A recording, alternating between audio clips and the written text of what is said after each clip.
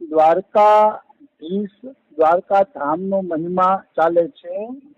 એમાં દ્વારકાધીશની પણ ઘણી બધી વાતો આપણે લીધી. હવે આપણે આગળ વધીએ તો જે લોકો ભગવાન કૃષ્ણના મંદિરની પરિક્રમા કરે છે, આપણે જોયું એને સાતેય દ્વીપની પૃથ્વીની પરિક્રમાનું પુણ્ય મળે છે, એ આપણે જોયું.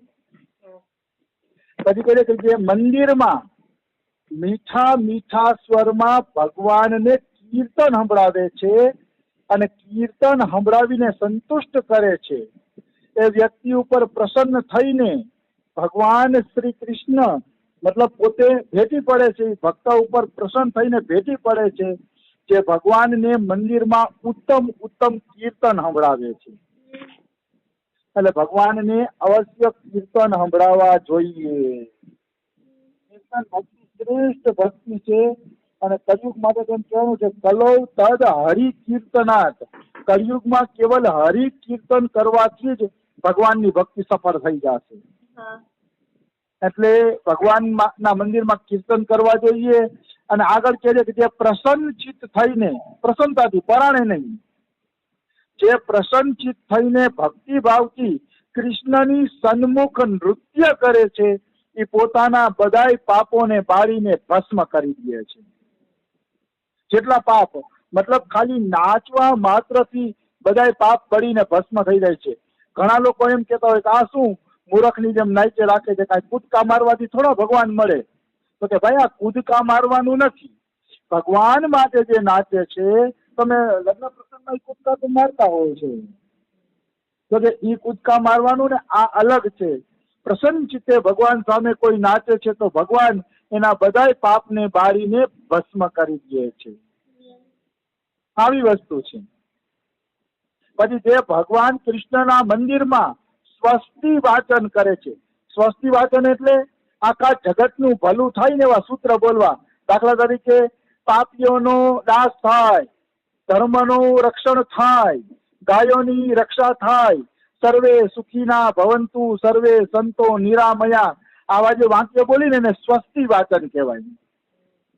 તો કે ભગવાનના મંદિરમાં એવા સ્વસ્તિ વાચન બોલવાથી ભગવાન પ્રસન્ન થાય છે.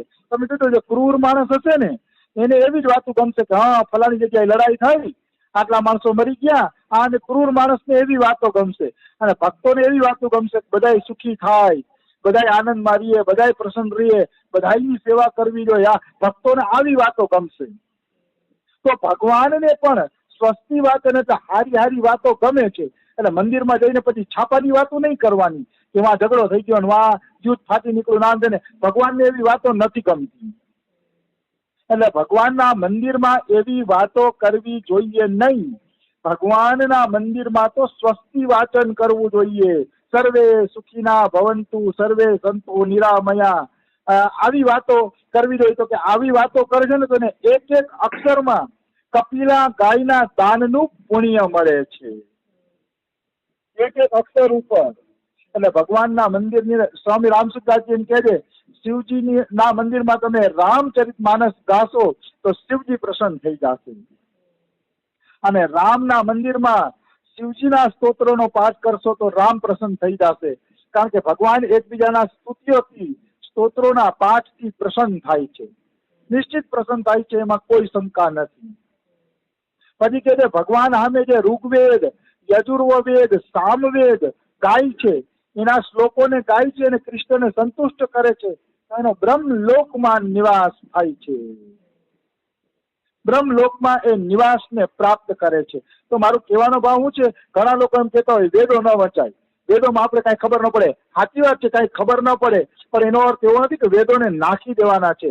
વેદો જ આપણા સર્વપ્રથમ શાસ્ત્ર છે અને વેદોમાંથી જ પુરાણોની રચના થઈ છે.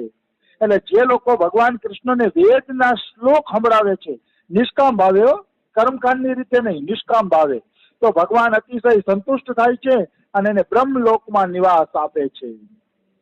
એટલે વેદો ગાવા એમાં કઈ ખોટું નથી. એમ અમારા શ્રીજી મંદિરે કર્મકાંડના 3-4 છોકરા આવે છે, નાના નાના છોકરાઓની ઉંમર હશે 10-12 વર્ષની. પણ વેદોના એના શ્લોક બોલે કોઈ, આપણે સાંભળીને આનંદ આવે. એવા દિવ્ય શ્લોક બોલે ત્યારે આપણે ખબર પડે કે આવા વેદોના શ્લોક બોલવાથી પણ ભગવાન અતિશય પ્રસન્ન થાય છે, નિશ્ચિત, એમાં કોઈ શંકા નથી. પછી કહે છે કે જે ભગવાન શ્રી કૃષ્ણ પાસે યોગ શાસ્ત્ર અને વેદાંતનો પાઠ કરે છે તો એ સૂર્ય મંડળની આગળ જે વિષ્ણુનું વૈકુંઠ ધામ છે એમાં એનો પ્રવેશ થઈ જાય છે. એનામાં વેદાંતની વાત આવી ગઈ. વેદાંતમાં મોટે ભાગે નિર્ગુણ નિરાકાર પરમાત્માની વાત છે, પણ અહીંયા ચોખ્ખું લખે છે કે વેદાંતના શ્લોકે ભગવાનને ગમે છે. કારણ તો કે એ ભગવાનનું જ નિર્ગુણ નિરાકાર રૂપનું વર્ણન કરે છે, એટલે કૃષ્ણને એ સાંભળવું ગમે છે. વડાપ્રધાન પાસે કોઈ વખાણ કરે કે ઓહો વડાપ્રધાનજી, ઓહો ગુજરાતમાં તો તમારી બહુ સારી વ્યવસ્થા છે, કાયદા બહુ પાકા છે, બધી પબ્લિક ખુશ છે, તો વડાપ્રધાન પ્રસન્ન થઈ જશે. વાત ગુજરાતની થાય છે ને પ્રસન્ન વડાપ્રધાન થશે. હું કામ? એને એમ થશે કે મારી સત્તાનો અહીંયા અમલ થાય છે. એમ નિર્ગુણ નિરાકાર છે ને કૃષ્ણની સત્તા છે. નિર્ગુણ નિરાકાર પરમાત્મા સર્વત્ર ફેલાયેલો છે સાક્ષી રૂપે, અને એ કૃષ્ણની સત્તા છે. એના દ્વારા જ કૃષ્ણ જાણે છે કે ક્યાં શું થઈ રહ્યું છે. એટલે નિર્ગુણ પરમાત્માની કોઈ મહિમા ગાય છે તો કૃષ્ણ પ્રસન્ન થાય છે, કારણ કે અંતે તો એનું જ વર્ણન છે. એટલે કે છે કે નિર્ગુણ પરમાત્માના વેદાંતના શ્લોકો કોઈ કૃષ્ણને સંભળાવે છે તો વિષ્ણુના ધામમાં જાય છે. આ શ્લોક હું એટલા માટે દ્રઢતાથી લઉં છું કે વેદાંત ખોટા નથી, વેદો ખોટા નથી, બધું સત્ય છે. તમને ખાલી એનો ઉપયોગ કરતા આવડવું જોઈએ તો એ જ વેદાંત તમને ભગવાન પાસે પહોંચાડી દેશે. આવી વસ્તુ છે. માણસો ખેડેબાણી કરતા હોય, અરે વેદાંત દ્વારા નિર્ગુણિયા છે ને આપણે નિર્ગુણિયાથી શું મતલબ ના છે ને. ભાઈ મતલબ ન રાખો તો કાંઈ નહીં, પણ તમે માનો તો ખરા કે વેદાંતની ભક્તિ છે તો આપણા કાનુડાની જ ભક્તિ. ભલે કાનુડાના નિર્ગુણ ઉપાસના કરે છે પણ છે તો કાનુડાની જ ભક્તિ. કોઈ સૂર્યની ભક્તિ કરતું હોય તો કોઈ સૂર્ય કિરણની ભક્તિ કરતું હોય, બે એક જ છે. સૂર્યની અંદરથી જ સૂર્ય કિરણ નીકળે છે. એટલે ક્યારેય એવું ન માનવું જોઈએ કે આ ઊંચો ના નીચો ને બધા સરખા છે. હવે લખે છે ભગવાન કૃષ્ણને 5 સ્તોત્ર બહુ પસંદ છે. એ 5 સ્તોત્રનો મંદિરમાં પાઠ કરવો જોઈએ. શ્રીમદ ભગવદ ગીતા એટલે ગીતાજી, વિષ્ણુ સહસ્ત્રનામ, ભીષ્મ સ્તુતિ, અનુસ્મૃતિ અને ગજેન્દ્ર મોક્ષ. એમાં અનુસ્મૃતિ શું છે એ મને ખબર નથી, બાકી તો બધી મારી પાસે ઉપલબ્ધ છે.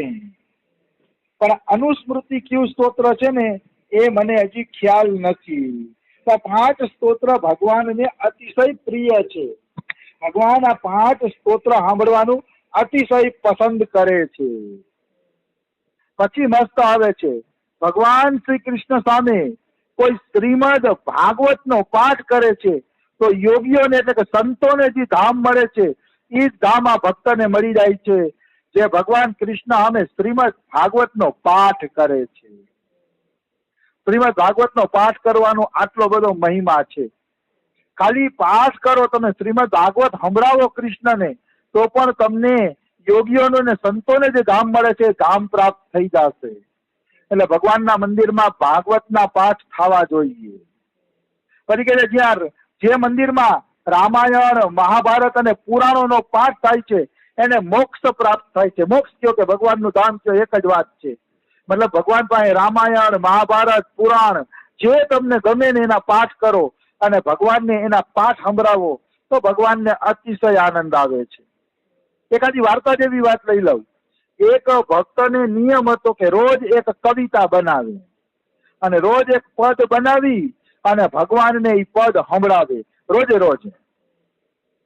તો રોજે રોજ પદ સંભળાવે ને તો એક વખત તેના ઘરે કોઈ સાધુ આવ્યા ને એટલે પદ સંભળાવવાનું ભૂલાઈ ગયું. પદ સંભળાવવાનું ભૂલાઈ ગયું ને તો ભગવાન વાત જોવે છે મંદિરમાં કે પદ સંભળાવે. પછી પદ સંભળાવવાનો આવ્યો ને તો ભગવાને અંદરથી દિવેલિયાનો ઘા કર્યો. ધડ કરતું દિવેલિયું આવ્યું આંગણામાં. ત્યાં ઓલા સંતને ભાન આવ્યું, હા ભગવાન ગુસ્સે થઈ ગયા છે, મેં આને પદ નથી સંભળાવ્યું. આવી રીતે ભગવાન પદ સાંભળવાની વાત જોતા હોય છે. ગુસ્સો કરીને દિવેલિયાનો ઘા કર્યો. પછી ઓલા સંતને કહે મહારાજ હાલો મંદિરમાં મારા ઠાકોરજીને પદ સંભળાવીને સુવડાવી દઉં ને પછી આપણે સત્સંગ કરીએ, નહીં તો ઠાકોરજીને હુવડાવ્યા નથી. અને પછી પદ સંભળાવે છે ત્યારે ભગવાનને નિંદર આવે છે. એટલે કહેવાનો અર્થ શું છે કે આપણે જે સંભળાવીએ છીએ ને એ ભગવાનને પણ સાંભળવાનો શોખ થાય છે, ભગવાન ઈ સાંભળે છે, આવી વસ્તુ છે. એક સંત થયા છે, એનું નામ છે, બહુ સારું નામ છે પણ હવે મને અત્યારે યાદ નહીં આવે, રાજસ્થાન કે ભક્તમાં આવે છે, નહીં યાદ આવે. એનું પદ છે, પોડો મિલી રસિક છદીલ વિહારી, પોડો મિલી રસિક છદીલ વિહારી. મતલબ ઈ પદ ગાઈને ત્યારે રાધા કૃષ્ણ સૂતા. પોડો મિલી એટલે હે રાધા કૃષ્ણ, તમે બે જણા મળી અને ઓઢી જાઓ, હવે સુવાનો